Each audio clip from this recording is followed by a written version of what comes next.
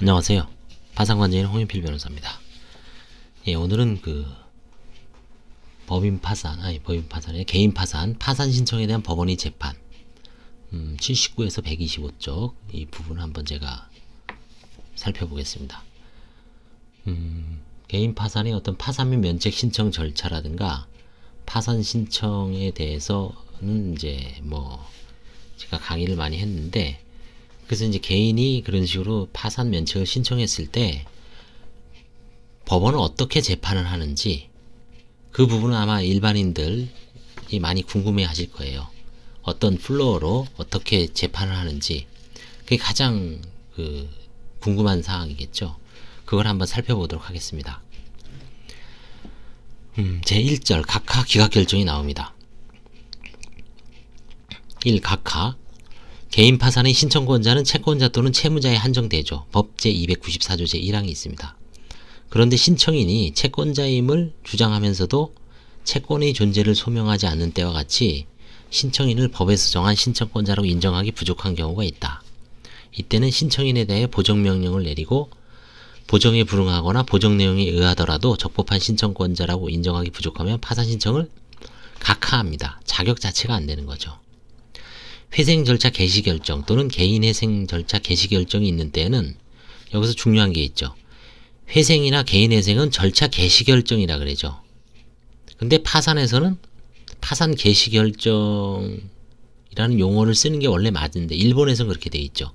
근데 우리나라는 파산 선고에 의해서 시작을 하죠. 그게 약간 좀 오해를 불러일으킨 측면이 있어서 개정론도 나오고 있는데, 하여튼 회생 절차 개시 결정 또는 개인 회생 절차 개시 결정이 있는 때에는 동일한 채무자에 대한 파산 신청이 금지됨에도 불구하고 회생 개인 회생 우선이라 그랬죠. 신청인이 이와 같은 결정을 간과하고 파산 신청을 하거나 회생 절차나 개인 회생 절차가 폐지될 것을 예상하여 미리 파산, 그러니까 두 가지를 다 해놓는 거죠. 개인 회생도 내고 파산 신청도 동시에 내는 거예요. 그랬더니 법원에서는 좋다, 개인 회생 개시 결정을 했어요. 근데 뒤늦게 파산 절차가 심리 중일 때 이 파산 절차를 어떻게 할 것인가, 각하시키는 얘기예요. 서울회생법원에서는 신청인에 대한 보정명령을 통해 신청 경위 등을 너 왜 이렇게 앞에 개인 회생 개시 결정이 났는데 다시 파산 신청한 이유가 뭐냐. 그래서 파산 신청에 특별한 사정이 없는 경우 이를 각하하고, 만약 가까운 장래에 회생 절차 또는 개인 회생 절차가 폐지될 것이 확실시되면 진행사항을 살펴서 회생 절차나 개인 회생 절차의 폐지가 확정된 후 파산 절차를 속행하는 것으로 처리하고 있습니다. 약간 이건 시간을 좀 절약하기 위해서 그러는 거죠.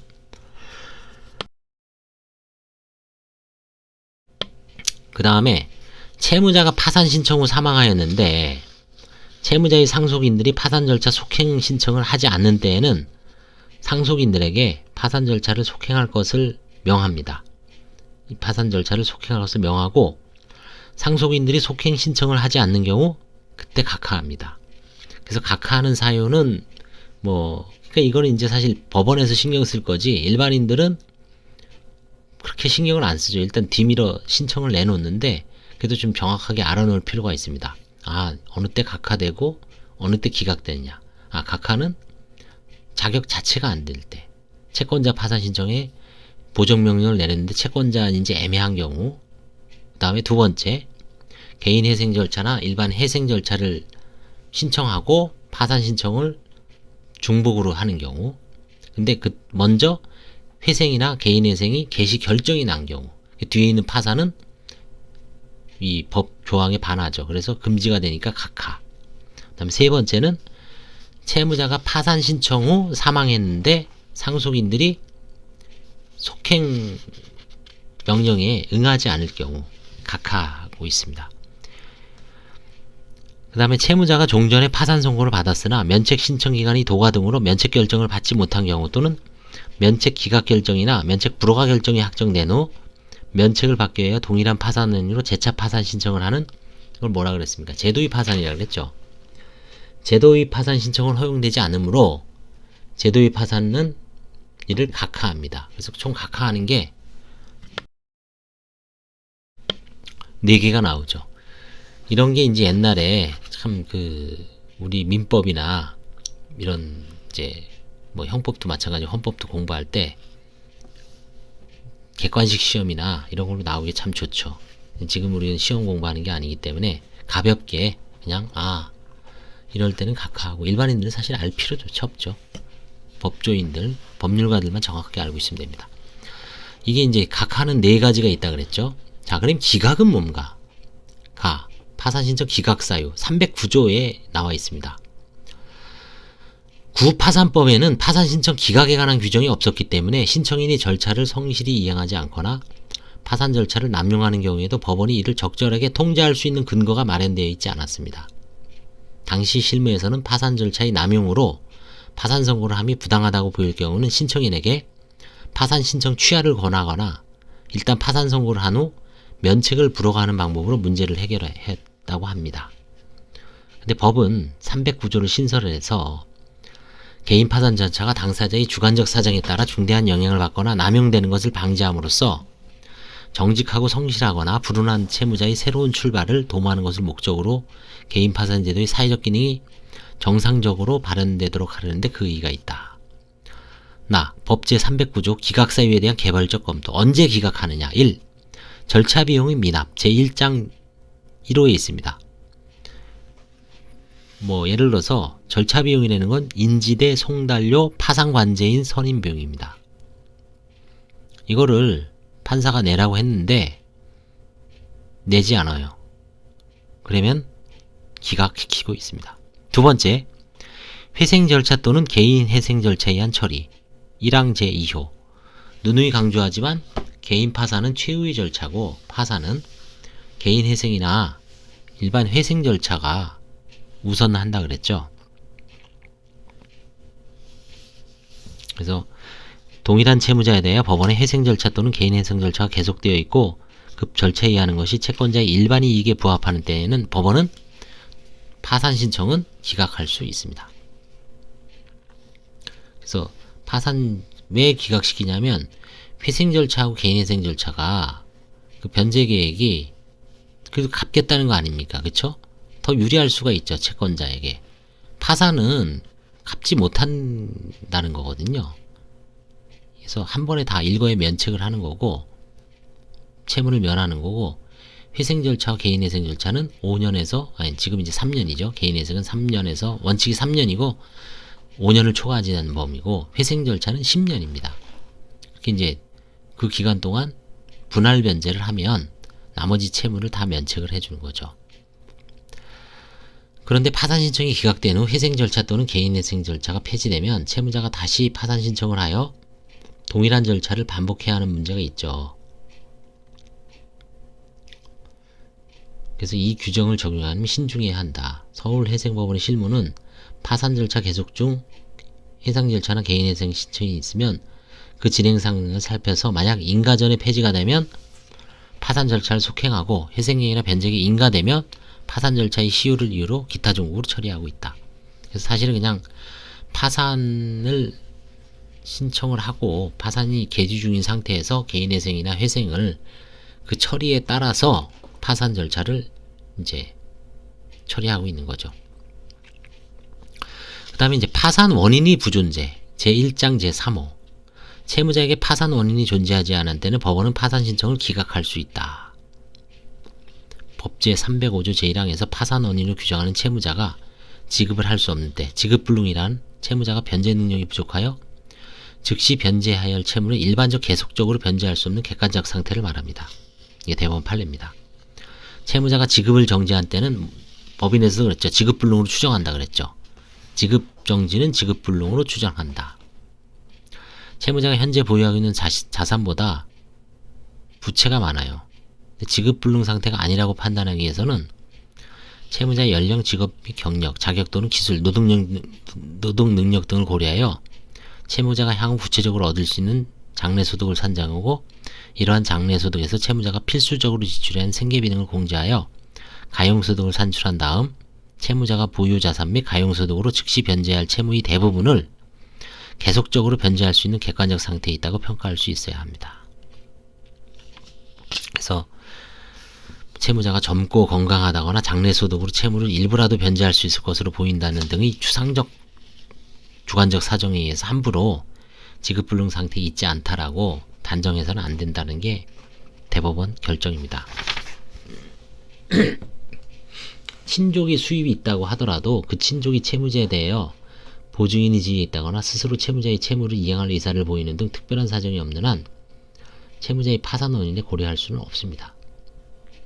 그렇죠. 뭐 이런 경우가 있습니다. 아버지가 이제 들어왔어요. 파산 면책. 근데 아들이 의사입니다. 잘 버는 의사예요. 관계 없습니다. 아들이 의사하면 뭐 합니까? 그렇죠? 의무가 없죠. 뭐 보증을 쓰지 않는 한.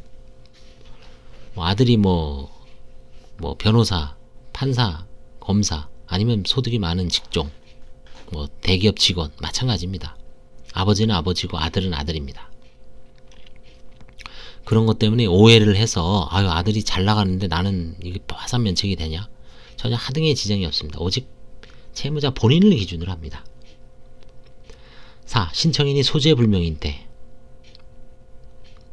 이게 지금 제가 2년 동안 소재불명이었는데 이걸 이미 파산 선고가 됐으니까 어떻게 할 수는 없죠. 근데 이제 신청을 해놓고 법원에서 이제 뭔가 좀 의문사항이 있어서 할 때 이제 잘 안 나타나면 기각시키는 거죠. 신청인이 소재불명이야 하므로 채권자가 파산 신청을 하는데 채무자가 소재불명인 경우에는 이 규정이 적용되지 않는다.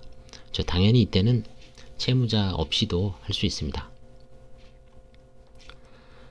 그 다음에 일반 조항이 있습니다. 5항 신청이 성실하지 아니한 때 제1항 제5호 신청이 성실하지 않는 때는 기각할 수 있습니다. 대표적인 게 뭐냐면 실무상 신청인이 파산 신문 기일 통지를 송달받고도 정당한 사유 없이 2회 이상 신문기일에 불출석하는 경우에는 신청이 성실하지 아니한 것으로 보고 파산 신청을 기각하고 있습니다. 근데 대부분 이제 파산 선고는 됐기 때문에 면책이 기각되는 경우가 많습니다. 그래서 302조 제1항에서 정한 신청서의 기재사항은 뭐 굳이 제가 한번 신청서를 봤죠. 그렇죠? 그거는 언급하지 않겠습니다. 채권자 목록, 재산 목록, 수입 및 지출 이게 가계 수지표죠. 그 밖에 규칙에서 정한 서류. 그래서 서울에서는 2020년 2월부터 14종으로 줄였죠. 서류를. 그래서 호적등본이라는 건 없어졌죠. 그래서 호적등본은 아니고요. 이 법 규칙 제72조가 호적등본이라는 용어를 아직도 사용하고 있는데 이건 바꿔야 됩니다. 가족관계 등록부라든가 뭐 이런 걸로 혼인관계 증명서, 가족관계 증명서. 그래서 지금 원칙적으로 그 14종 목록에 호적등본이라는 용어는 없죠. 가족관계 증명서, 기본증명서, 가족관계 증명서, 혼인관계 증명서. 그 다음에 주민등본, 등본 내게 돼 있죠. 초본뿐만 아니라 등본도 내게 돼 있습니다. 누구하고 같이 사는지 보려고요. 진술서 내게 돼 있죠. 진술서는 가끔 이렇게 체크하는 게 있죠. 이렇게 주요 사항에 뭐 사업 실패, 그다음에 뭐 생계비 증가, 수술, 건강 악화 뭐 이런 식으로 쭉 적게 돼 있는데 그거만 체크한다고 끝나는 게 아니에요. 실제 진술서를 내용을 쭉 어느 정도 써줘야 됩니다. 하나 오해를 하셨는지 그것만 그냥 딸랑 체크하고 진술서를 안 쓰시는 분이 있는데 그런 경우는 판사가 보정을 하거나 나중에 관제인이 진술서를 좀 써오라고 하죠. 간단하게라도 한두 장이라도. 그 밖에 소명자료. 이거는 이제 법원에서 알고 싶은 거죠. 그 다음에 6항이 있습니다. 남용. 제2항. 입법 면역을 보시면 개인을 대상으로 한 도산 절차로 파산 절차 외에 제2장의 회생 절차, 제4편의 개인 회생 절차가 있죠. 회생 절차와 개인 회생 절차는 모두 채무자에게 파산원이 있는 때, 즉 지급불능을 개시원을 하고 있으나 채무자에게 변제 자력이 있는 경우 채무자의 회생이 파산할 때보다 채무자 채권자는 물론 사회경제로 더 이익이므로 법은 회생 절차나 개인 회생 절차를 파산 절차보다 우선시하고 있다 그랬죠. 근데 채무자가 소득이 있어서 상당 부분 변제할 수 있음에도 불구하고 회생 절차나 개인 회생 절차를 이용하지 않고 바로 파산 신청을 하는 경우가 있죠. 그래서 이때는 abuse, 남용에 해당돼서 기각조항을 도입했습니다. 그래서 남용이라고 돼 있는데 이게 남용이 과연 어떤 게 남용인지 이게 참 어렵죠. 그쵸? 그래서 뭐 대법원 판례가 쭉 설치가 되고 있는데 이건 구체적인 이제 권리남용 금지라고 돼 있죠. 그래서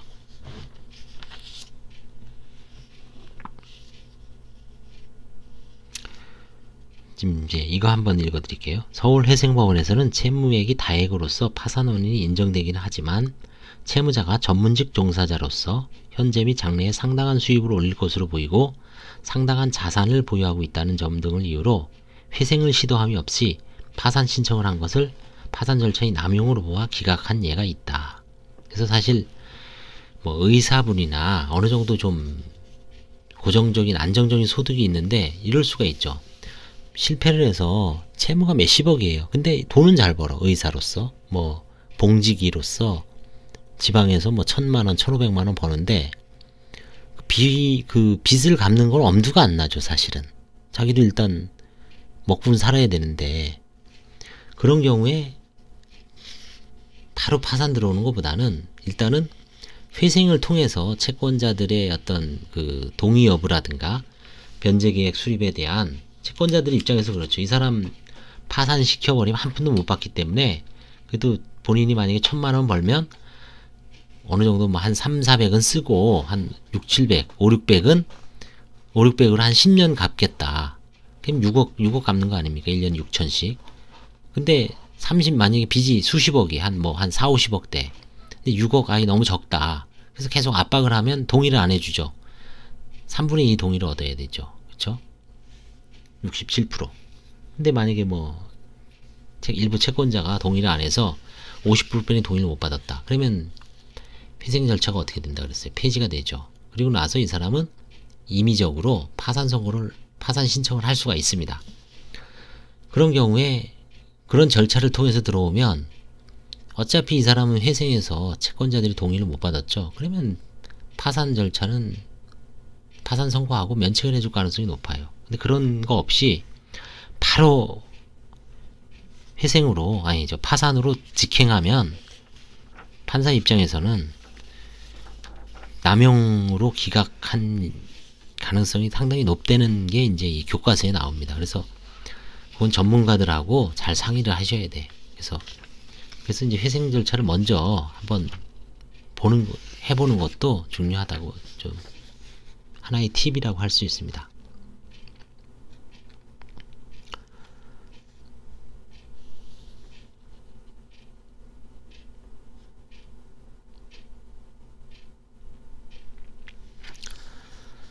그래서 이제 필요적 신문이라고 해서 법원이 파산 신청이 파산절 남용에 해당한다고 인정하여 그 신청을 기각하기 위해서는 반드시 신문을 거쳐야 한다. 그렇죠?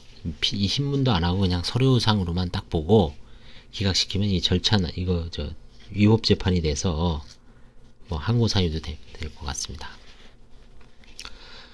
다음에 제2절 파산 선고 등 개요. 채무자가 지급할 수 없는데 법원은 신청해야 결정으로 파산을 선고한다. 파산 선고를 해야지 스타트가 되는 겁니다. 다음에 이제 파산관제인 선임을 하죠. 그렇죠?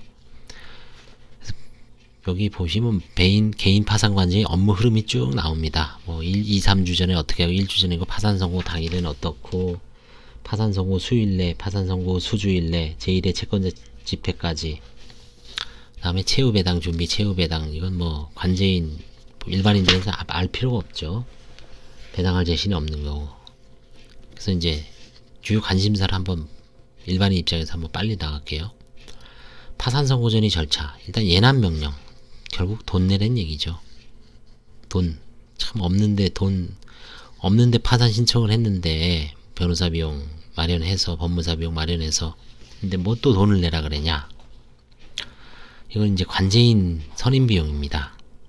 그래서 관제인 선임 비용은 지금 서울에서는 원칙적으로 30만 원에다가 이제 가감을 하죠.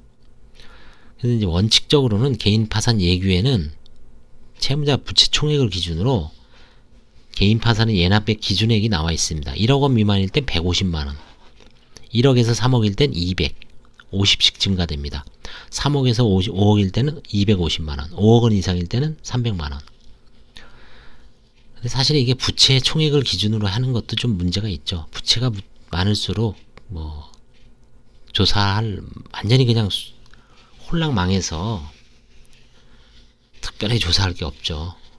뭐 굳이 면책 불허가 사유를 조사를 하려면 한두 곳도 없죠. 하여튼 이렇게 돼 있고, 이제 서울회생법원 실무준칙 제361호에는 제2조 예납금이 기본 원칙이라 그래서 1항 개인 파산 사건에서 동시 폐지를 하지 아니한 경우 예납금은 30만 원으로 한다. 2항 제1항의 금액은 물가 상승률, 파산관제인 업무 수행 환경 및 개인 파산 사건 실무 변경 등 여러 요인을 고려하여 변경할 수 있다. 그래서 일부 재판부에서는 50, 70, 100, 그 다음에 좀 아주 복잡한 사건이나 개인 채권자가 무지 많은 사건은 200, 300 하는 경우도 있고, 부인권 행사가 예상되는 경우 300에서 500까지 하는 경우도 있습니다. 현재도.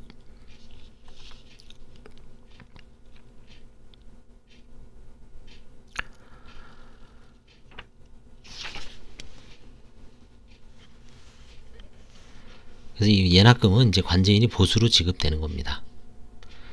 파산 관제인 선임을 위한 사전 절차. 이제 명부가 있고요. 개인 파산 관제인단이 구성되어 있으니까 거기서 또 재판부별로 이렇게 나눠서 전속되어 있습니다. 그래서 아주 그 관제인별로 공평하게 n분의 1로 나눠주고 있습니다. 물론 이제 거기서 예외는 서울 같은 경우에는 공동사무실을 구성하면 25%를 더 주고, 그 다음에 이제 재판부별로 우수관제인을 선임을 했습니다. 그래서 우수관제인은 또 25% 더 할증을 해주고요. 그래서 많은 경우에는 50%를 더 받는 거죠. 두 개 해당되는 거요. 하여튼 그렇게 차등 배당을 하고 있습니다. 3항 파산 선고 요건 및 내용. 파산 선고를 하기 위해서는 파산 원인 사실이 인정돼야 합니다. 원인은 뭐라 그랬죠? 채무자가 지급을 할 수 없는 때 지급불능, 지급정지는 지급불능으로 추정된다 그랬죠. 상속재산에 대한 파산 신청의 경우 상속재산으로 상속채권자 및 유증을 받은 사람에 대한 채무를 완제할 수 없는 때 법원은 결정으로 파산을 선고한다. 파산 선고 이전에 회생절차 개시결정 또는 개인회생절차 개시결정이 있는 때는 회생절차 개시신청 또는 개인회생절차 개시신청 후 파산절차의 중지명령이 있는 때에도 파산 선고를 할 수가 없습니다.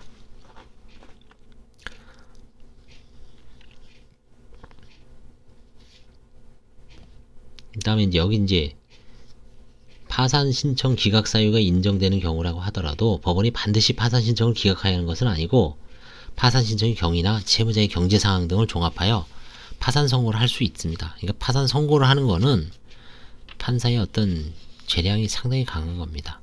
일단 파산 선고가 돼야지 면책으로 가는 관문을 통과하는 거기 때문에, 파산 선고를 판사가 만약에 주저한다, 이건 물어보고 저런 물어보고 회생을 하는 게 어떻냐, 개인회생을 먼저 신청하는 게 어떻냐, 이런 말이 나오면 그 사건은 이제 사실 끝났다고 봐야 돼요. 파산 선고를 판사가 웬만하면 안 해주겠구나. 물론 이제 파산 선고를 받아야 되는 여러 가지 이유, 그 다음에 개인회생이나 일반회생이 좀 수행이 불가능하다는 점을 상당히 이렇게 좀 강조를 해서 판사를 설득을 하면 판사가 어쩔 수 없이 아니면 설득을 당해서 파산 선고를 하는 경우가 있을 수가 있습니다. 그게 이제 재판의 묘미죠. 대리인은 이제 그래서 선임하는 거예요.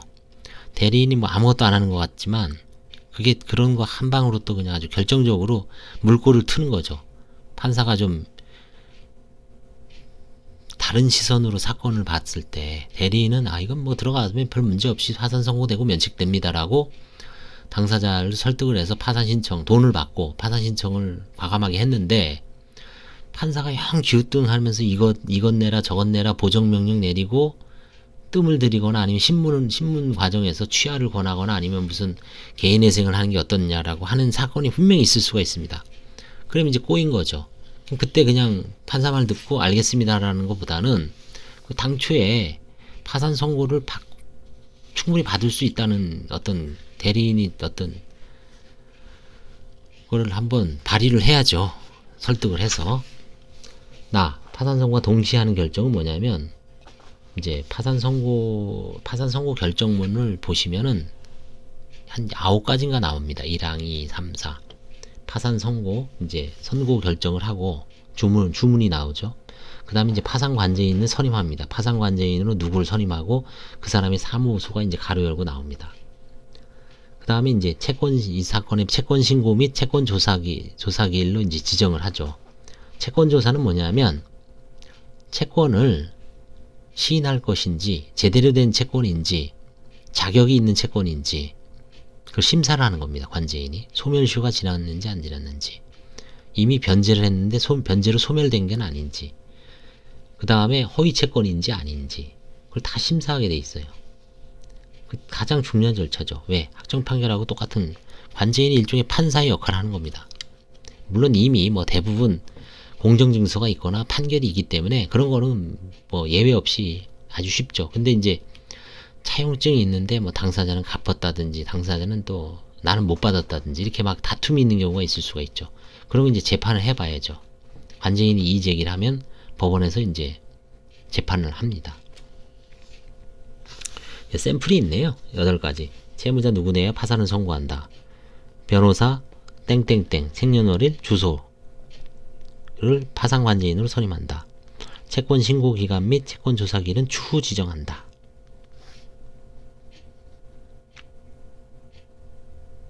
그 다음에 사항 위 면책 세건의 면책 신청에 대한 이의 신청 기간을 2019년 몇 월 며칠까지로 정한다. 제1의 채권자 집회 파산 폐지에 관한 의견 청취 관제인이 임무 종료에 따른 계산 보고 채무자에 대한 의견 청취 각 기일 장소를 2019년 2020년 6월 12일 16시 서울법원 종합청사 제4별관 8호 법정으로 한다. 저희가 이제 4별관 8호 법정으로 합니다. 6. 이 사건 파산을 간이 파산으로 한다. 간이 파산이라는 거는 5억 원 이하입니다.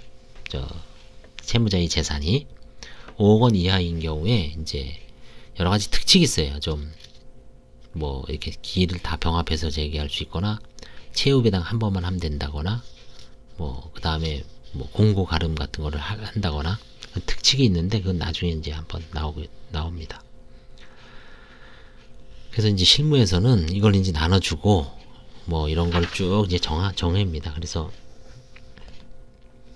여기 나오네요. 간이파산 절차 특칙이 뭐냐? 아래의 특칙이 있다.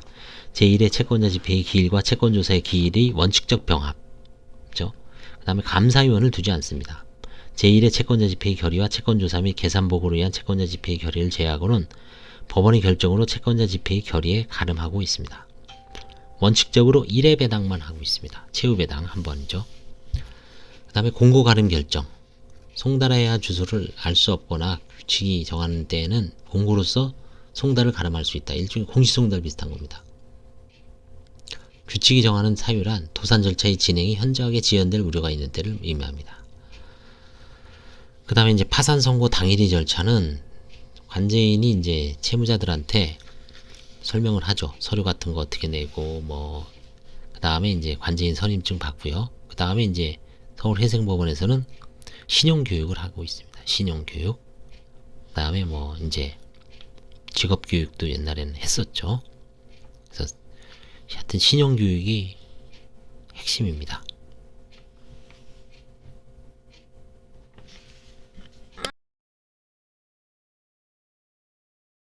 또 관제인이 선고 당일 채무자에게 채무자가 제출해야 하는 서류의 29종의 서류 목록표. 여기 이거 29종이라는 단어를 이렇게 쓰면 안 되죠. 교과서에 29종이라고 아예 박았네요. 판사님들이. 근데 이제 이거는 29종이라는 용어는 서울에서는 안 쓰죠. 서울은 14종이라고 하면 바뀌어야 될 것 같아요. 97페이지에 나옵니다. 97페이지 맨 밑에 줄 하나, 둘, 셋, 넷, 다섯. 29종. 이게 이제 2020년 2월 1일부터 14종으로 변동됐습니다. 그 다음에 뭐 필요할 때는 뭐 압류금지 물건 외에 채무자 임차보증금 등 재산 점유 착수해야 되는데 개인 파산은 사실 임차보증은 거의 면제재산 수준이고요. 서울 3,700만원 이하가 대부분입니다. 그 다음에 부동산은 실제로 뭐 보유하고 들어온 경우도 간혹 있지만 거의 팔리질 않죠. 그래서 이제 뭐 점유착수, 뭐 기입 등기도 안 하는 경우도 있고 좀 자유스럽게 하고 있습니다. 아니면 뭐 등기권리증 같은 거, 글쎄요, 금고열세 이런 거 다 법인에 해당되는 거죠. 파산 선고의 후속 조치. 법원은 이제 파산 선고를 받을 때 공고합니다. 공고. 그 대법원 사이트에 그 공고란이 있습니다. 거기에 이제 선고 결정을, 파산 선고를 공고합니다. 그래서 공고가 왜 하냐면, 공고가 있는 때는 모든 이해관계 내에 대해 재판이 고지가 있는 것으로 보는 겁니다. 설사 채권자가 몰라도 공고가 돼 있으면 누구나 다 안다라고 보는 거죠. 그 공고하고요. 송달합니다. 또 법원은 채권자 및 채무자 및 재산 소지자에게 파산 선고의 공고사항과 동일한 내용을 서면 직권으로 송달하고 있습니다. 채권자들한테 다 송달해요.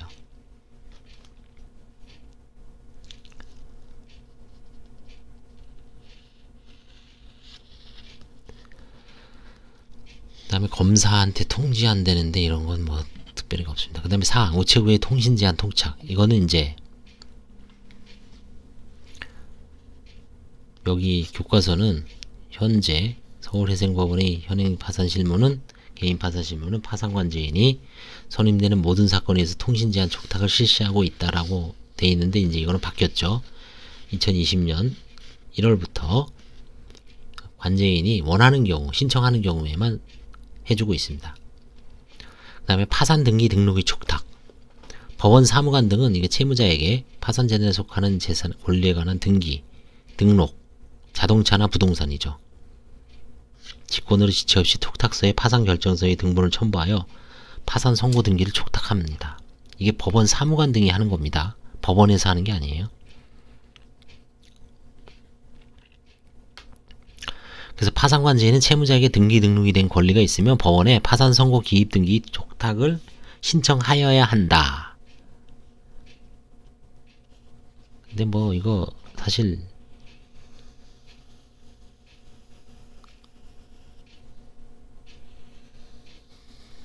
오히려 나중에 등기 등록돼 있으면 뭔가 매각하는데 좀 안 좋은 경우가 많더라고요. 그래서 저는 안 하고 있습니다. 사실 이번에 수원에서도 그 뭐죠? 그 상속재산 파산 빌라가 아니라 원룸 5채인가요?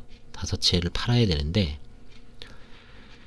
거기 지금 뭐 가압류라든가 등기 압류 이거 지금 말소하는 게 지금 급선무인데, 거기다 그냥 파산 선고 기입 등기까지 하면은 하여튼 나중에 좀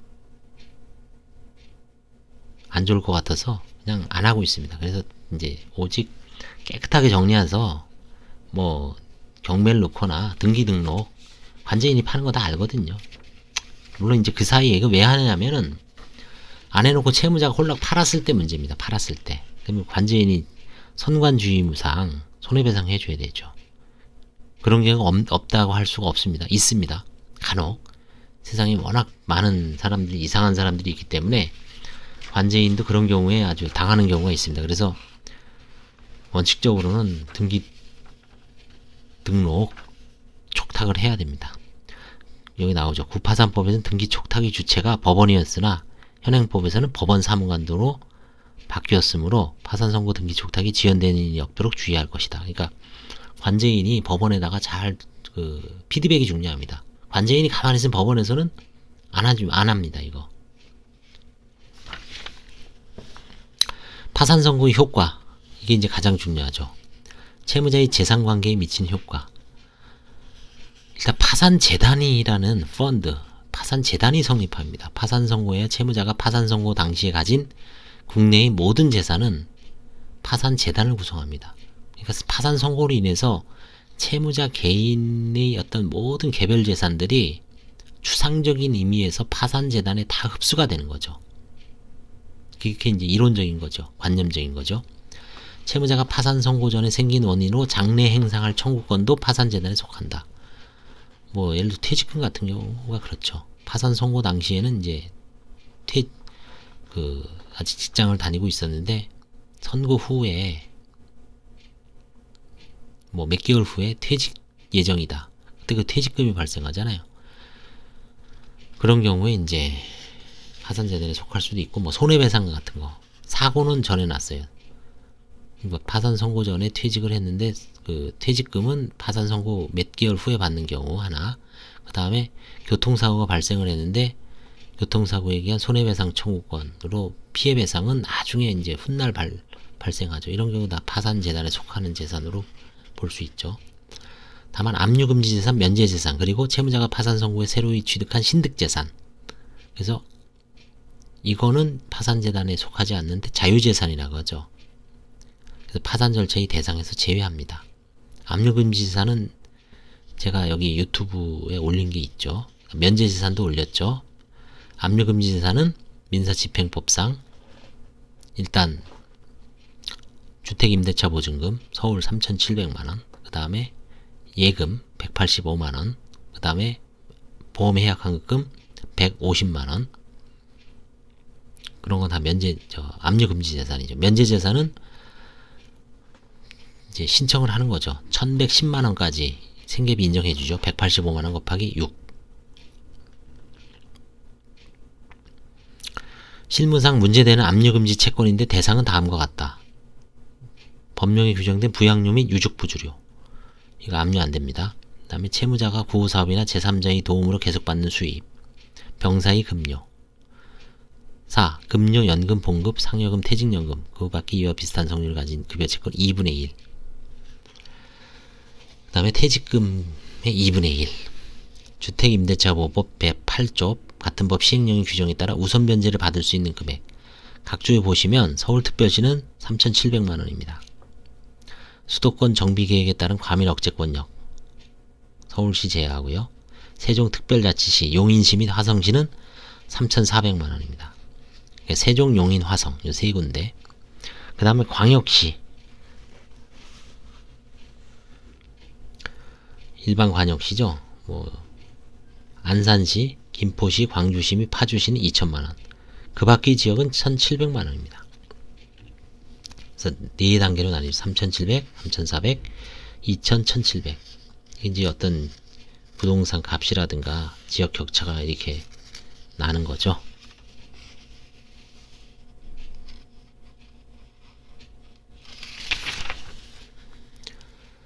여기에 이제 과거에 했던 거를 쭉 나오기 때문에 뭐 특별한 건 없습니다. 그 다음에 이제 관리처분권이 이전되죠. 관제인한테.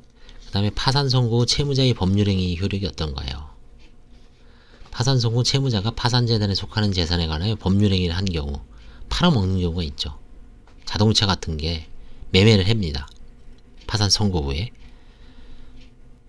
이런 경우에 어떻게 되냐면 상대방은, 그러니까 자동차를 산 사람은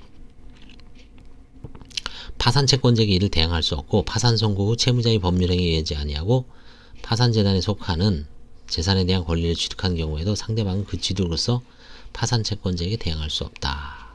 그래서 법률행위 또는 권리 취득은 파산 선고 후에 한 것으로 추정을 하고 있습니다. 그래서 근데 이제 파산채권자에게 대항할 수 없다는 것은 파산채권자 전체의 공동을 위하여 선량한 관리자의 주로서 그 직무를 수행하는 파산관제인에게 대항할 수 없음을 뜻합니다. 결국은 관제인이 이제 파산채권자의 총 이익을 위해서 일하잖아요. 그 다음에 선의 악의와는 구분하지 않고 선의 악의를 불문하고 파산채권자에게 대항하지 못한다고 봄이 상당하다.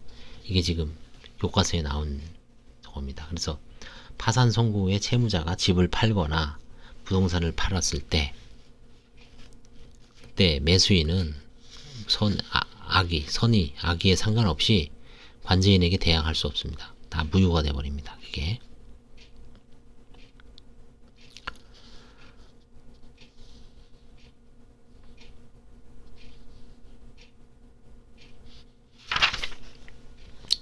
그 다음에 기존의 법률 효과에 대한 효과, 법률 관계에 대한 효과,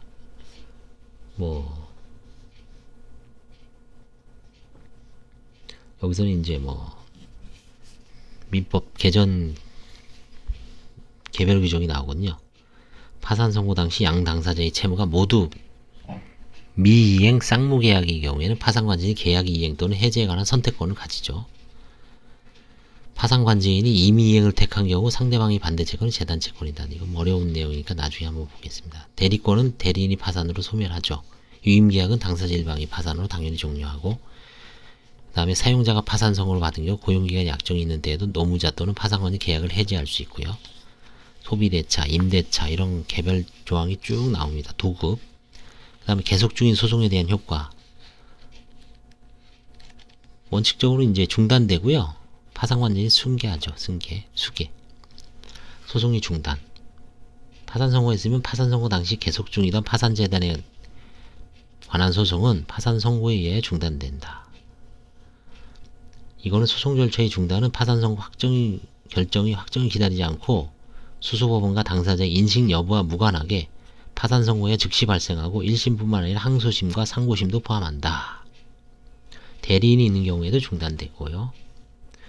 그래서 사행위 소송 같은 경우는 채무자를 필요로 하는 것은 아니지만 이제 이거 관제인이 수개하게 됩니다. 대의소송도 마찬가지고요. 채권자의 대의소송도 유추 적용하고 있습니다. 행정소송도 토지 수용을 다루는 소송. 그러니까 이제 돈과 관련되죠. 파산재단. 그 다음에 공정거래위원회의 과징금 납부 명령에 대한 취소소송 등과 같이 여기 소송에서 지면 수억 수십억이 파산재단에서 부담을 하거나 날아가죠. 그래서 이렇게 직접 영향을 미치는 것이면 중단되는데 파산재단이라는 건 결국 파산재단은 그 재산과 관련된 소송이죠. 재산과 관련 없는 소송, 이혼, 기타, 신분관계에 관한 소송은 중단되지 않고 그 다음에 자유재산, 면제재산의 압류금지재산에 관한 소송도 채무자가 관리처분권을 잃지 않음으로 중단되지 않습니다. 그냥 채무자가 알아서 소송을 수행을 하면 됩니다.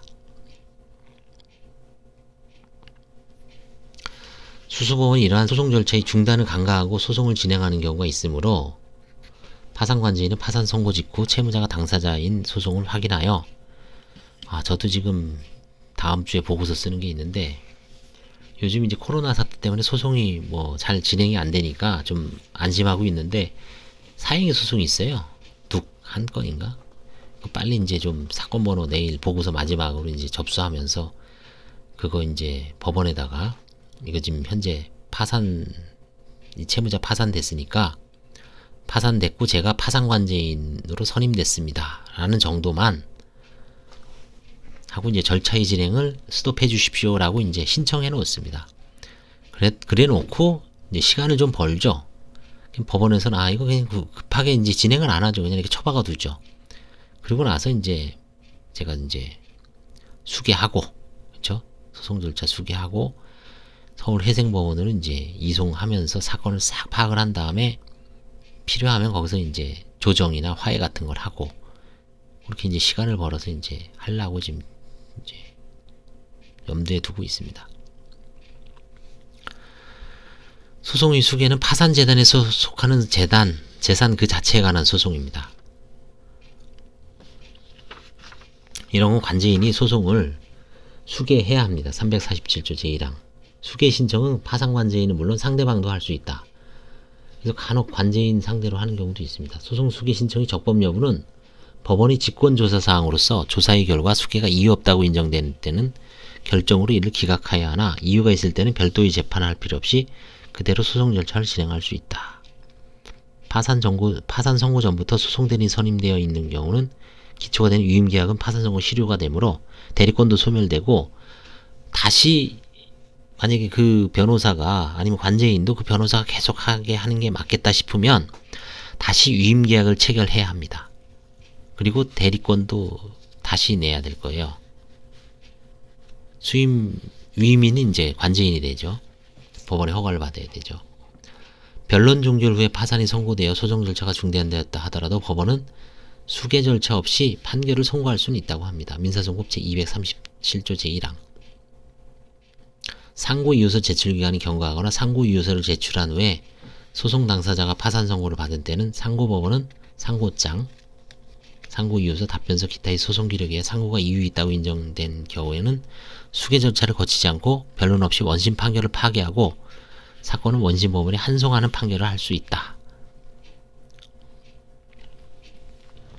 그래서 파산관제인은 수개 후 계속 소송을 진행하는 것이 파산재단에 실질적으로 이익이 되는지 보탬이 되는지 검토해서 결정해야지 무조건 수개하고 불필요하고 무익한 소송, 아주 패소 가능성이 높은 소송은 취하 또는 화해 등으로 신속히 종결할 필요가 있습니다.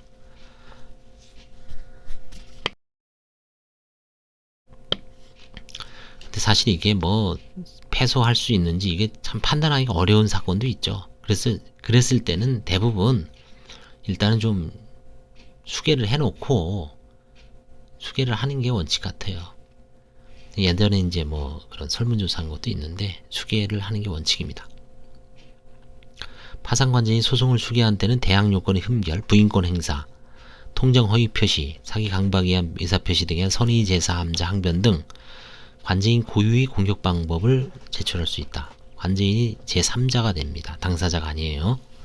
그래서 파산관제인이 수개한 소송에 관하여 소송 비용의 부담을 명받은 경우 상대방 당사자의 소송 비용 상환 청구권은 수개 전의 것 포함해서 재단 채권이 됩니다. 그럴 수밖에 없죠. 상대방은 지금 파산 수개를 해서 열심히 해서 이겼는데 그 소송 비용을 뭐 파산 채권이라고 하면 우선 변제권이 없잖아요. 그래서 재단 채권으로 해서 보호를 해줍니다.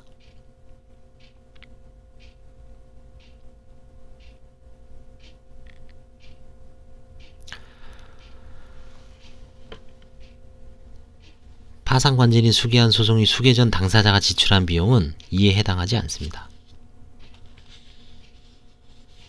그래서 요거는 일반인들 입장에서는 자기가 열심히 소송해서 이제 해놨는데 관제인이 싹 채가죠. 이제 수개 전에 그 변호사가 예를 들어서 변호사 비용이 한 500만원 들었다. 500만원, 1000만원 들었어요. 근데 이제 관제인이 수개를 해서 이제 관제인이 별도로 돈이 안 들죠. 해서 소송 이겼어요. 그랬을 때 이제 그 수개 전 주로 이제 신보하고 기보가 많죠. 수개 당하는 쪽이. 그 사람들이 지출한 소송 비용을 관제인한테 이거 재단 채권으로 인정해 주십시오라고 하는 경우가 있는데 안 됩니다. 재단 채권이 안 돼요. 그거는. 그래서 그냥 파산 채권뿐이 안 됩니다. 그 다음에 파산 채권 및 재단 채권에 관한 소송. 파산 채권에 관한 소송은 파산 관제인이 수개하는 게 아니라 상대방의 채권 신고와 그에 대한 채권 조사의 결과에 따라 처리하는 게 됩니다. 상대방의 채권이 신고되고 채권 조사기일에 관제인 및 다른 파산 채권자가 이의가 진술되지 아니하거나 이의가 철회되면 파산 채권은 확정되므로 중단되었던 소송은 소유이익이 없어서 이제 각하됩니다. 이게 이제 신보가 제기하는 채무자에 대한 그 이행 청구 있죠. 그 대부분 이제 이런 식으로 처리가 되죠. 신보는 대부분 파산 관제인이 만약에 배당할 사건이 있으면 어떻습니까? 시인을 하죠. 시인을 하면 그 소송은 중복재소가 되기 때문에 각하를 시킵니다.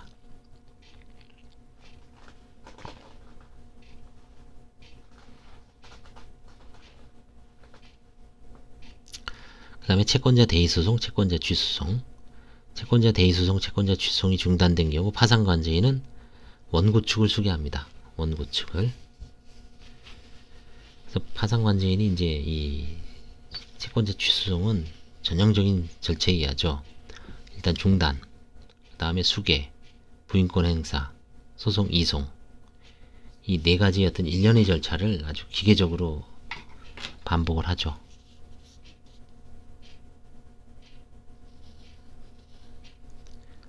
그 다음에 이제 파산관제인이 종전이 소송 상태를 판단해 수개를 거절할 수 있다라고 거절할 수 있는가? 이거 이제 거절할 수 있다라고 해석할 수 있습니다. 첫째, 원고 패소의 판결은 채무자를 구속하지 않는데도 파산관제인이 불리한 소송 상태를 수개하도록 하는 것은 부당하고, 둘째, 파산관제인은 파산재단 전체를 고려하여 위소송이 재단의 증식에 유익한 경우에만 수개해야 하고, 어느 채권자가 제기한 소송에 관하여 파산관제인에게 불리한 소송 상태를 승계하도록 하는 것은 부당하다. 그래서 이제 파산관제인 수개를 거절할 수가 있습니다. 무조건 의무적으로 하는 거 아니에요.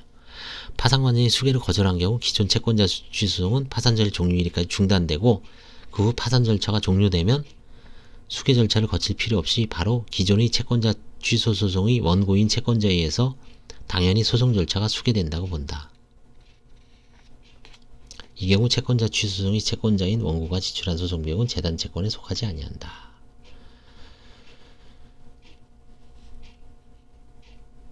참고로 파산 선고 전에 채권자가 제기한 채권자 취소 소송에 관한 확정 판결이 있는 경우 그 효력이 파산관계에게 미치는지에 대해서 논란이 있다.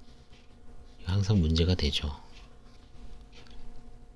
채권자가 제기한 채권자 취소송에서 채권자가 패소 판결을 받았다 하더라도 채권자 취소권과 부인권은 요건과 효과가 다르기 때문에 파산관계인이 부인인 소송을 제기할 수 있다고 봐야 합니다. 반면 채권자가 제기한 채권자 취소송에서 채권자가 승소 판결을 받은 경우 승소한 파산 채권자는 파산 선고로 그 판결에 기재된 권한을 잃어 이행 청구 강제 집행 등을 할 수 없고 파산관계인이 승계 집행을 받아 승소 판결에 기해서 강제 집행을 할 수가 있습니다.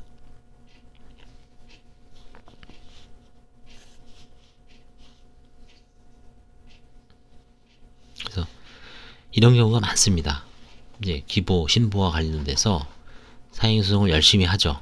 근데 중간에 파산 선고됐을 때 그것도 좀 이제 파산 선고 전에 판결이 확정된 경우가 있고요. 확정돼서 신보가 만약에 가액배상 판결을 받아간 경우가 있고, 그 다음에 파산 선고 후에 받아간 경우가 있고, 파산 선고로 인해서 그때 이제 파산 선고 후에 받아간 거는 뺏어낼 수 있죠. 파산 선고 전에 이미 집행이 종료된 것은 이미 강제 집행이 종료됐기 때문에 그거는 관제인이 뺏어올 수가 없습니다.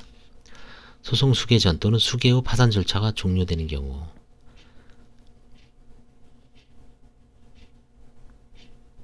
중단된 소송이 수계되지 않고 있는 사이에 파산 취소, 파산 폐지, 종결 등에 의하여 파산 절차가 종료되면 채무자는 당연히 수계하고 소송이 다시 진행됩니다.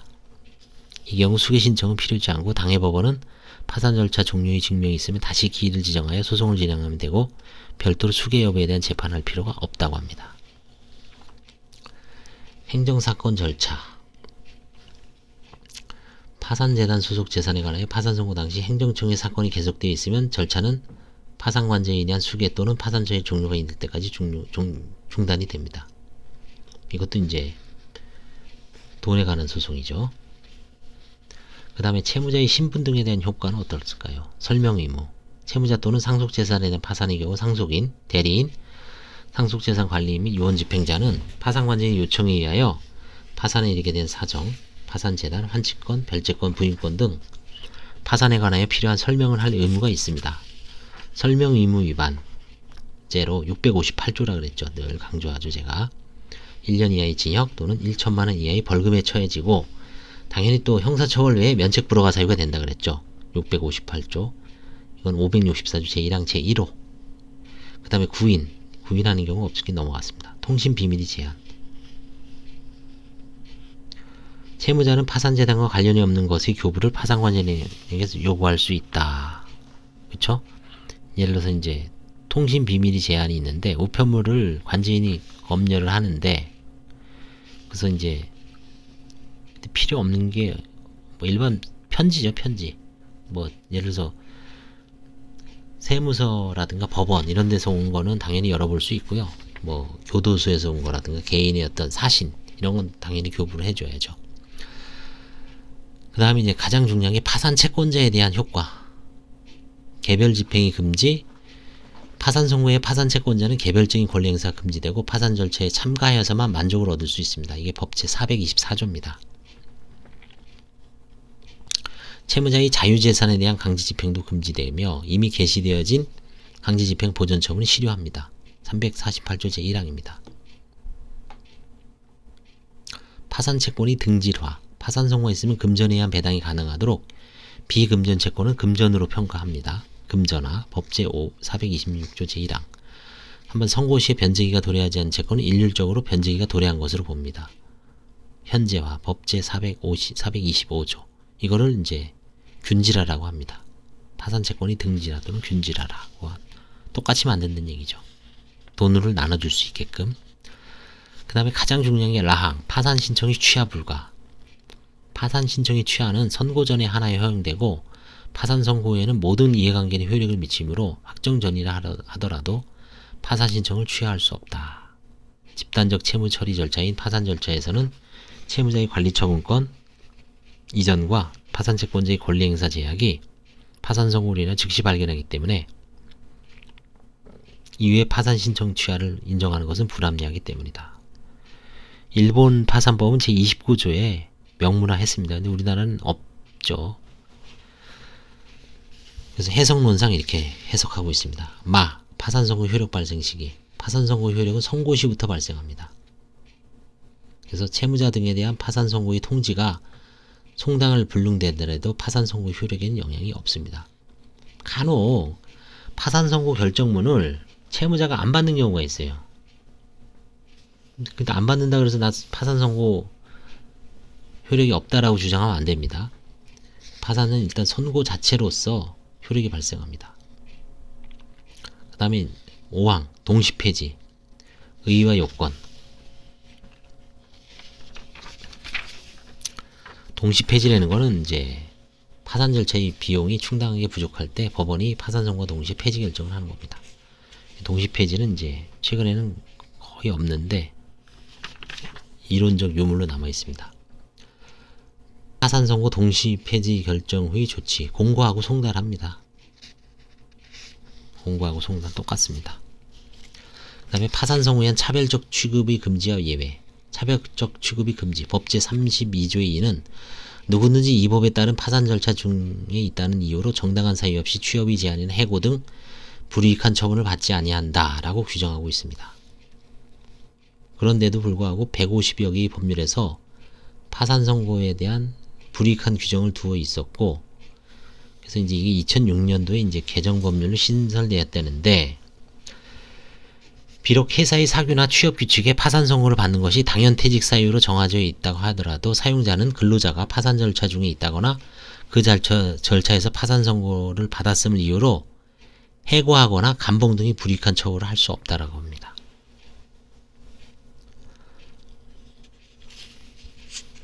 그러나 이제 각종 법률상에는 예외가 있습니다. 면책 또는 복권이 되면 그러한 불이익이 없어지는데 민법상의 불이익이 뭘까요? 일단 이거는 그냥 일반인들도 알아두십시오. 파산을 선고받고 복권되지 아니한 사람이라도 변호사의 사무원이나 법무사의 사무원, 공민노무사의 직무보조원이 될 수 있고 사법시험이나 변호사시험에 응시할 수 있습니다. 그러니까 파산만 선고받고 복권되지 아니한 사람이라도 변호사는 될 수는 없지만 변호사 직원, 법무사 직원, 공인노무사의 직무보조원이 될 수 있다라고 규정되어 있습니다. 그러니까 직원들은 영향을 안 받는다는 얘기죠. 민법상의 불이익, 파산 선고를 받은 사람은 후견이나 유언집행자가 될 수 없습니다. 그 다음에 각종 직업상의 결격사유가 있거든요. 파산 선고를 받고 복권되지 아니한 사람은 변호사, 일반직, 특정직, 별정직 공무원, 지방직 공무원, 장교, 준사관, 부사관, 경찰 공무원, 교육 공무원, 사립학교 교원, 임명공증인, 외국법 자문사, 법무사가 될 수 없다. 특히 장교, 준사관, 부사관, 경찰 공무원, 교육 공무원, 사립학교 교원, 임명공증인의 경우에는 당연퇴직 사유에 해당합니다. 파산 선고를 아주 퇴직하게 돼 있어요. 파산 선고가 확정되면 당연히 퇴직하고 후에 면책을 받아 복권되더라도 퇴직이 무효로 되는 것도 아니고 복직이 되는 것도 아닙니다. 한편 일반직, 특정직, 별정직 공무원은 그 다음에 지방 공무원의 경우에는 공무원이 당연 퇴직 요건을 합리적으로 보완하기 위해 공무원이 파산 선고를 받고 신청 기간 내에 면책 신청을 하지 아니하였거나 면책 불허가 결정 또는 면책 취소가 확정된 경우, 즉 면책되지 아니할 것이 확정된 경우에만 당연 퇴직되도록 관련법이 개정되었습니다. 요거 참 제가 옛날에도 한번 페이스북에 해놨는데 요거 아주 좀 어떻게 보면 좀 얄미운 짓을 한 것 같아요. 제가 뭐 이제 아직 이게 추측이지만 잘 보십시오. 공무원에는 일반직, 특정직, 별정직 공무원이 있죠. 일반직, 특정직, 별정직 공무원. 그 다음에 이제 지방 공무원이 있고요. 그 다음에 장교, 준사관, 부사관은 뭐예요? 군인 공무원이죠. 군 공무원. 그 다음에 경찰 공무원 있고, 교육 공무원 있고, 사립학교 교원. 또 이제 공무원에 준해서 이제 하고 있죠. 나머지 임명공증인, 외국법 자문사, 법무사는 이제 필요 없고요. 자, 근데 여기서 공무원이라도 좀 일반직, 특정직, 별정직 공무원과 지방공무원, 일특, 별지 이 네 가지 공무원은 네 가지 종류의 공무원은 예전에는 당연퇴직 사유였어요. 파산이. 근데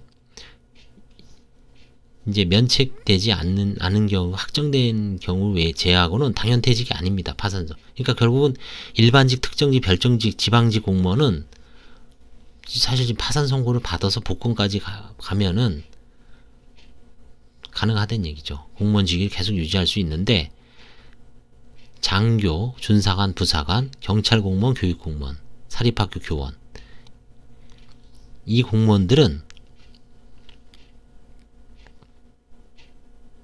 당연퇴직 사유라는 겁니다. 그죠? 파산 선고 확정되면 당연히 퇴직. 그러니까 좀 뭔가 같은 공무원인데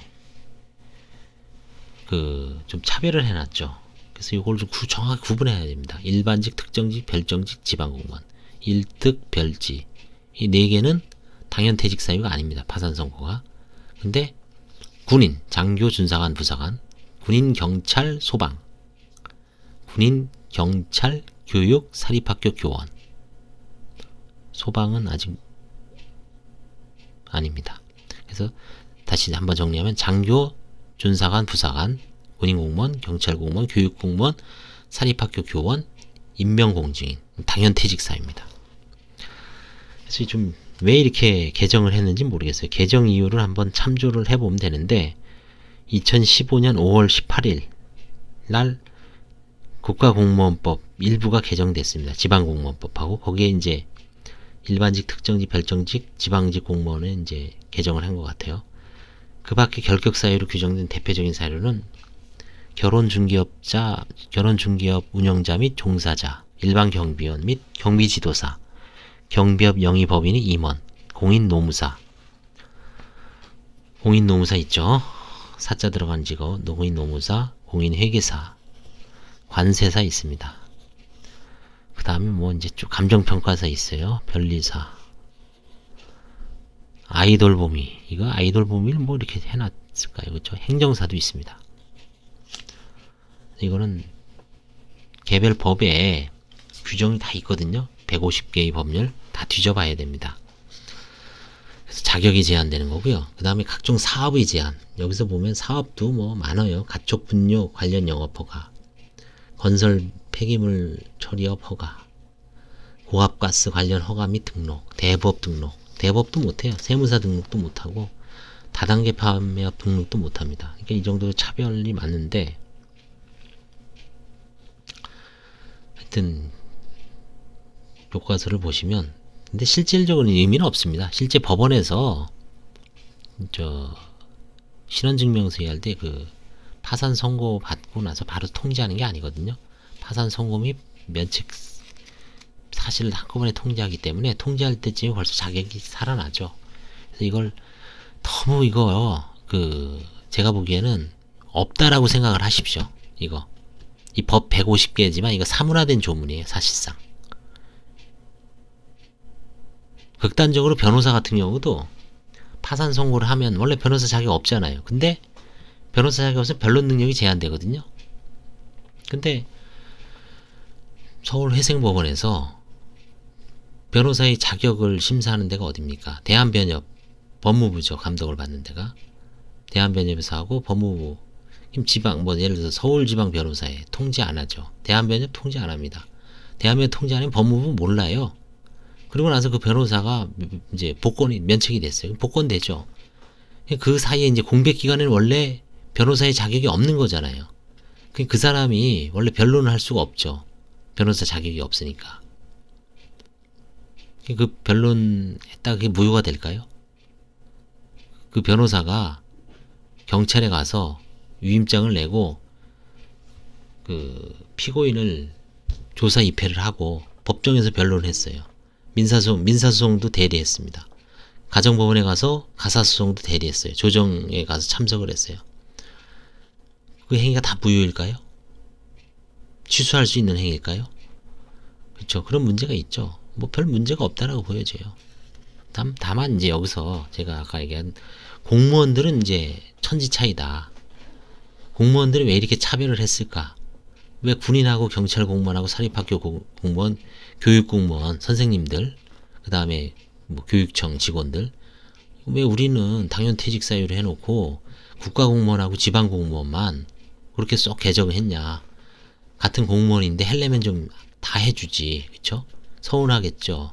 그 부분만 저도 이걸 이제 결국 이 개정 이유를 한번 읽어봐야 되겠어요. 제가 한번 시간을 내서 나중에 한번 들어가 볼게요. 왜 이렇게 해놨는지 참 궁금하게 되더라고요. 58 각주 나오죠. 의사에 대한 자격제한은 법률이 개정으로 삭제되었습니다.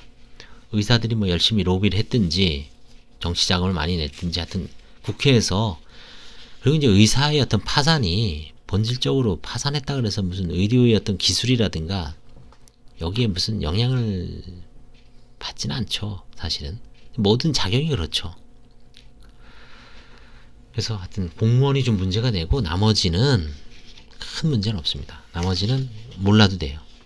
그러니까 이거 신경 쓰지 마시고 얼마든지 직업할 수 있다. 그 다음에 재판에 대한 불복과 재판의 확정, 재판에 대한 불복, 파산 선고 신청 각하 또는 기각 결정인 즉시 항고를 할 수 있다. 즉시 항고는 법 조문에 있으면 즉시 항고할 수 있죠. 그렇죠? 그래서 즉시 항고는 공고가 있은 날이 다음날 오전 0시부터 14일 이내입니다. 공고가 있은 날. 공고가 있은 날은 14일이고, 그 다음에 이제 공고가 없는 것은 송달 받은 날로부터 일주일 이내입니다. 좀 불리한 결정은 공고 안 했다 그랬죠. 파산 신청 각하 기각, 면책 취소, 면책 기각, 면책 불허가 이런 거 즉시 항고 안 하죠. 아니, 즉시 항고를 해도 송달은 공고는 안 하죠. 이런 거는 결정적으로 송달을 받은 날로부터 일주일입니다. 그래서 공고하는 것은 공고한 날로부터 공고가 있은 다음 날이 오전 0시부터 14일 이내입니다. 즉시 항고는 서면으로 하고 항고장은 원결정 법원에 해야 되죠. 그 다음에 6만원의 인지를 붙여야 됩니다. 2,000원 인지 붙이고, 즉시 항고는 집행정지 효력은 없습니다. 근데 실무상 거의 이루어지고 있지 않다. 책임 절차의 제한은. 한편 파산 선고에 대하여 즉시 항고가 있는 경우 원 결정은 법원이 파산과 절차를 어느 단계까지 진행시킬 것이 문제가 됩니다. 파산관계는 좀 적극적으로 할 필요는 없다는 얘기입니다. 혹시 나중에 파산 선고가 취소가 될 수 있죠. 근데 그 사이에 채무자의 물건을 팔아버리면 안 되잖아요. 그렇죠? 그때는 소극적 업무 그냥 조사 정도만 해놓고 환가나 배당을 하지 마라. 왜냐면 당사자에게 회복하기 어려운 손해를 입힐 수가 있기 때문에 조사 정도만 해라. 그런 얘기입니다. 그 다음에 원결정 법원이 좋지. 항고장에 뭐 이게 이제 이유 있다고 판단되면 재판은 경정합니다. 제도의 고안. 대표적인 게 이제 돈 안 낸 비용 연합할 때 서울해상법원에서는 원결정 취소하고 파산 절차 진행하는 경우가 대부분입니다. 그래서 주로 비용은 제도의 고안을 대부분 하고 있어요. 항고법원이 좋지. 뭐 제도의 고안 안 하고 올라가면 이제 원심 결정 취소하고, 그쵸?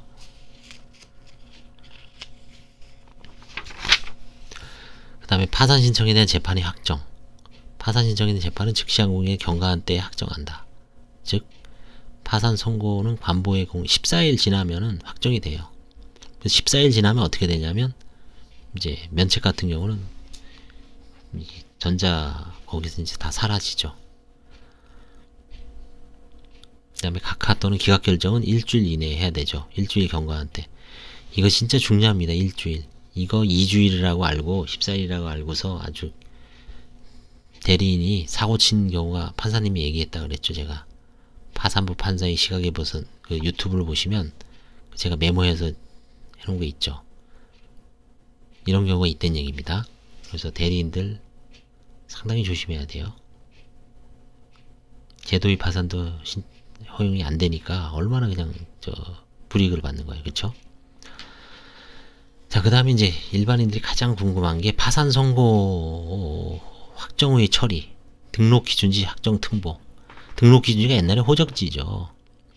파산선고 사실은 제2절 6나에서 설명한 바와 같이 각종 법률에서 자격, 인허가 등이 결격사유로 규정되어 있고 이러한 결격사유 등 신원증명 업무는 등록기준지 시구 읍면의 장이 관할합니다. 특이하죠. 시군 구가 아니라 시 읍면의 장입니다. 그렇죠? 구파산법 하에서는 채무자에 대한 파산선고 확정되면 지체 없이 법원 사무관 등이 파산선고 결정 등본을 첨부하여 등록기준지 시구 읍면장에게 파산선고 확정 통보를 하였는데 이는 공익적 교례에서 법원이 예규로 실시하였는데 실무상 등록기준지에서 파산선고 통지 확정 통지 후 면책결정이 확정되면 복권을 위해 불과 몇 개월 만에 다시 등록기준지의 면책결정 확정 통보를 반복하여 왔죠. 일이 힘들죠. 그래서 파산선고의 각종 법률상 제한은 파산선고가 있었다는 사실이 아니라 파산선고 복권되지 아니한 자에게만 가해지는 것이고 면책은 당연복권 사유를 참작하여 파산선고 확정되더라도 면책 신청이 각각 기각되거나 불허가 결정이 내려지거나 취소 결정이 확정된 때 하나여 통보하는 것으로 개인 파산 예규를 개정하였습니다. 다만 파산선고 결정이 있은 후 면책 신청 기간 내에 면책 신청이 없는 때는 파산선고 확정 사실을 등록기준지에 통보하여야 합니다. 일부 면책도 마찬가지고요.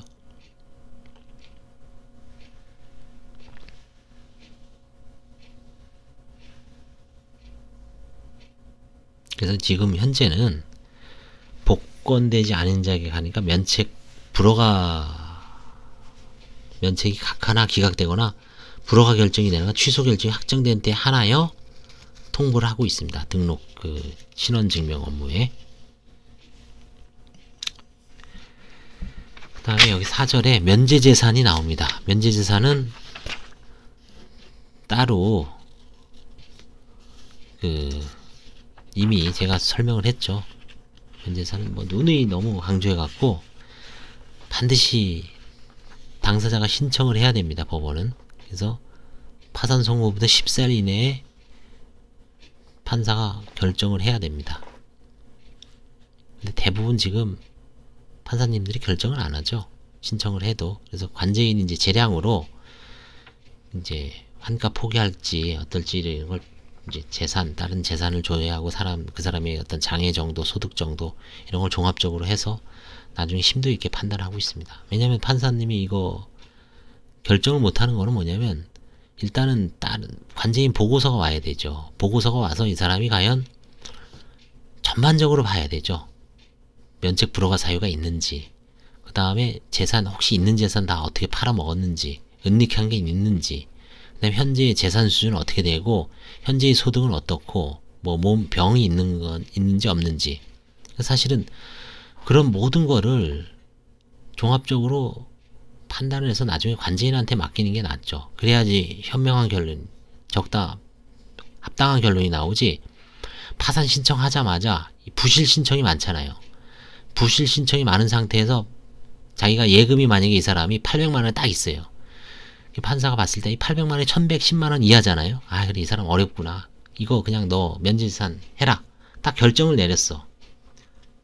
근데 나중에 이제 관제인이 딱 조사를 해보니까 800만원이 문제가 아니라 그 직전에 보증금 6천만원을 빼돌려서 한 5,200만원을 빼돌리고 예금은 그냥 800만원만 싹 해놓고 나머지 한 4, 5천 정도는 다른 데다 그냥 짱 박아놓고 그게 발각됐어요.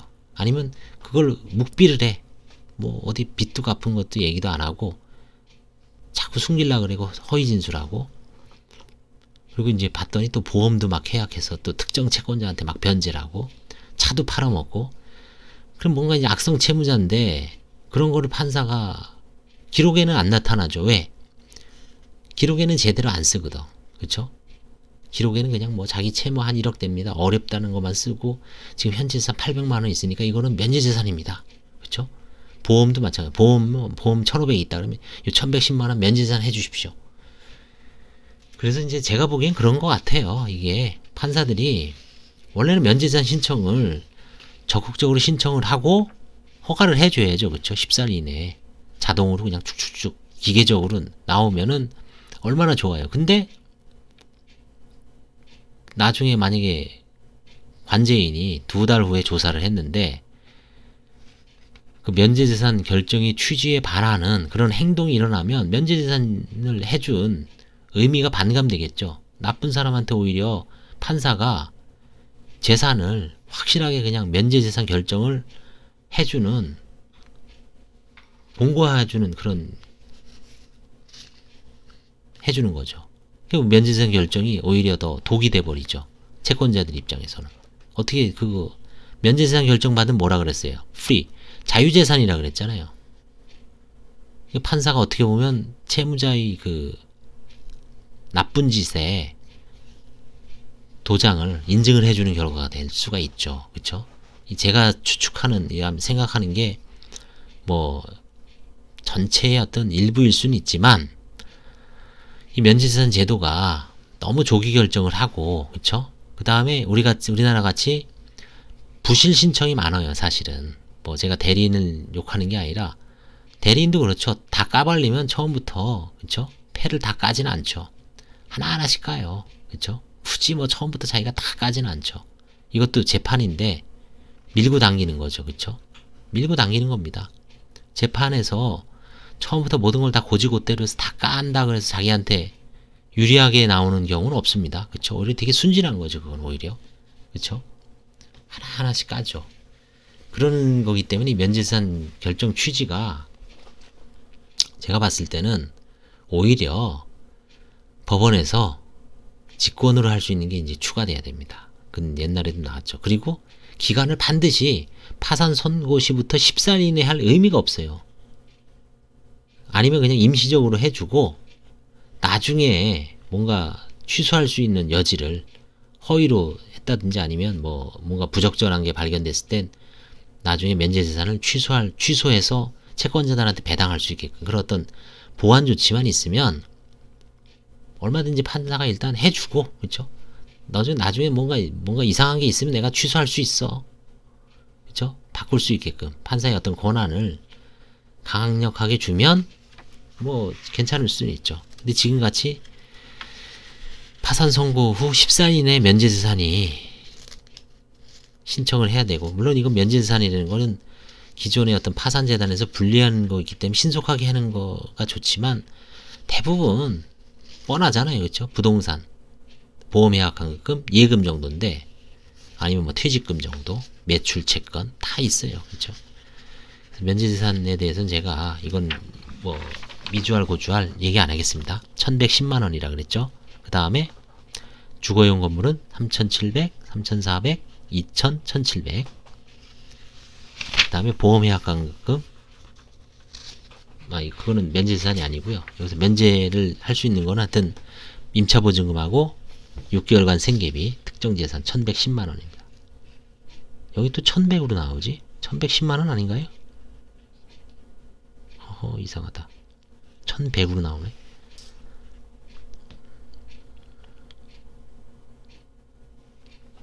오타 같은데? 1110, 185 곱하기 6, 1110이잖아요. 그쵸? 123페이지에 오타 아닌가 한번 나중에 한번 제가 체크해 볼게요.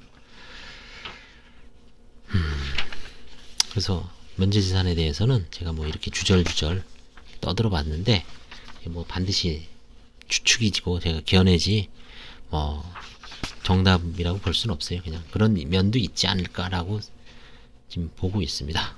그래서 오늘은 개인 파산, 이제 우리가 파산 신청은 제가 뭐 신청 첨부 서류 뭐 주의할 거 이런 건 너무 많이 얘기를 해서 했는데, 이제 판사 입장에서, 법원 입장에서 어떻게 재판하는가는 사실 뭐 대리인들이나 이런 관심을 가질 필요가 없을 수도 있지만, 그래도 법원의 어떤 어떻게 심사를 하고 어떻게 평가를 하고 어떻게 재판하는지를 좀 알아두는 게, 그쵸?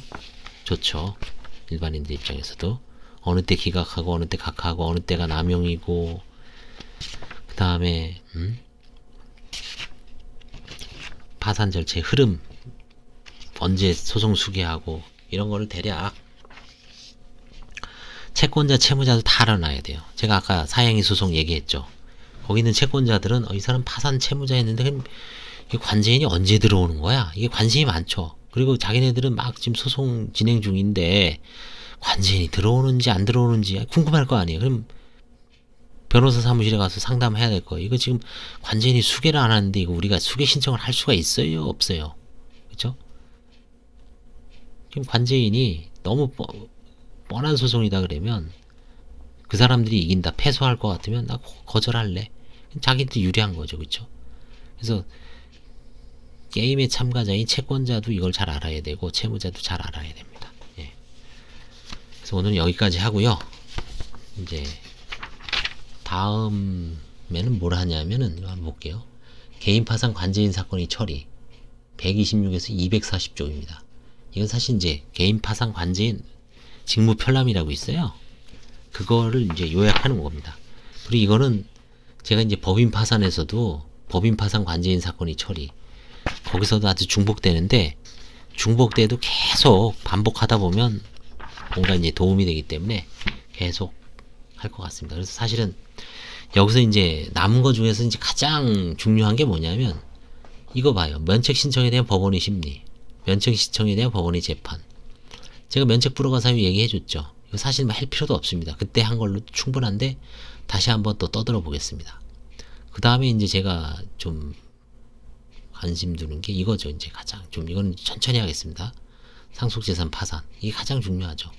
개인 파산 관제인 사건의 처리는 일반인들이 알 필요도 없죠. 근데 그래도 이제 관제인한테 조사를 당하는 사람 입장에서는 관제인 제도가 뭔지 제가 이제 파산 관제인 임무에 대해서 이제 간략하게나마 유튜브에다 많이 올렸잖아요. 그렇죠? 그래서 파산 관제인이 결국 뭐 하는 직업, 뭐 하는 사람인지는 아마 대략 그 유튜브를 쭉 보면 대략적인 걸 알 수 있겠습니다. 결국 개인 채무자 조사하고 재산 은닉 발견하면 환수 조치를 하는 사람이구나. 그리고 이제 그 돈을 나눠주는구나.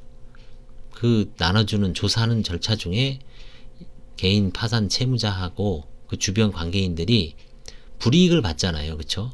뭐 필요 이상으로 뭐 갖고 와라, 뭐 갖고 와라.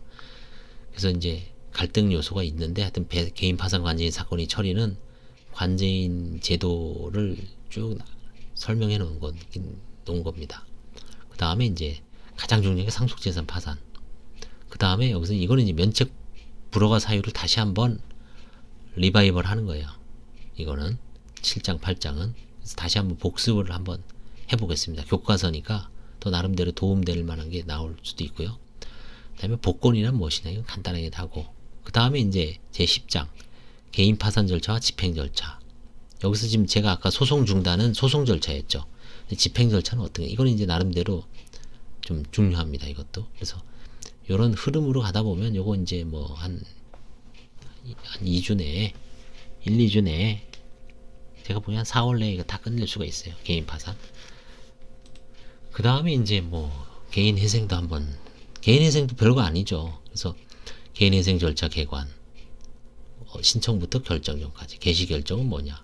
그 다음에 파산재단과 같이 개인회생재단의 구성과 확정 개인회생채권 파산채권 이런 스타일로 가는 겁니다. 그 다음에 법인파산도 어제 했죠. 파산선고 효과 요까지 했어요. 그래서 절차의 기간 이런 식으로 해서 한번 전체적으로 도산 절차 파산 회생 법인회생까지 한번 쭉 앞으로 하루에 한 장씩만 무리하지 않고 한 장씩 떠들면 여기서 시간이 좀 1시간 20분이거든요. 그래서 한 1.5배속으로 한번 돌려보십시오. 아니면 2배속으로 그냥 쭉 돌려보시면 금방 한 40분이면 이거 돌려서 여러분들은 청취할 수 있죠. 감사합니다. 도움이 되셨다면 좋아요와 구독을 눌러주시고요. 그 다음에 이제 상담 오늘도 이제 한 분인가 전화가 오셨는데 뭐 법률 상담은 사실은 방문을 해서 피드백 대면 상담을 하는 게 가장 좋습니다. 자료를 갖고 와서 문답을 하면서 궁금한 거 서로 물어보면서 이제 정리해 나가는 게 가장 좋고요. 한 30분 1시간 정도면 충분합니다. 그 다음에 이제 뭐 좀 간단하게 궁금한 거는 휴대전화로 한번 문의를 주십시오. 아는 범위 내에서 제가 한번 상담을 해드리겠습니다. 그리고 뭐 필요하면 선임도 할 수 있고요. 그 다음에 뭐 여러 가지 어떤 도움을 줄 수도 있죠. 감사합니다.